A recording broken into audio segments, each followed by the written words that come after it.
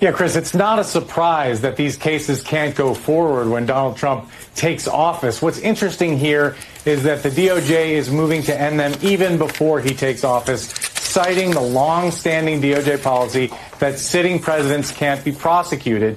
And there was some thought that maybe Special Counsel Jack Smith was going to sprint through the finish line, was going to work up until the last day, force Trump to fire him, wait till a new attorney general was appointed. But that does not appear to be the thinking inside the department. The thinking is that these cases can't go forward. There's no reasonable prospect of getting to trial within the 3 months before Donald Trump takes office. These cases are mired in legal issues that would be appealed all the way to the Supreme Court had Donald Trump lost the election. So now that he's won the election, DOJ officials are thinking that, look, there's just no room to move in these cases. And so the sensible thing to do is to figure out a way to wind them down. And it may stem from Donald Trump's lawyers filing some kind of motion or making a request saying in light of the DOJ policy, you need to drop these cases. Now, there are a few wrinkles here, one of which is that the classified documents case includes 2 other defendants who are not subject to that policy. And it's been dismissed, obviously, but that dismissal has been appealed.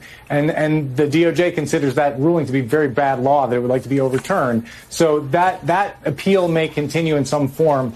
But the reality is that Donald Trump is not going to be a part of these cases. And what this means, I mean, we knew this, right? But just coming to grips with what this means intellectually is that Donald Trump is not likely to be held accountable on these very serious federal criminal charges that many people believe were worse than what Richard Nixon did or was accused of doing in Watergate. Now, there's no guarantee that Donald Trump would have been convicted at trial. But as Joyce Vance, our legal commentator, said to me this morning, what's not going to happen is he's not going to face a jury of his peers who would evaluate the evidence and render a verdict. It's going to be lost to history whether a jury would have found him guilty of these very serious crimes.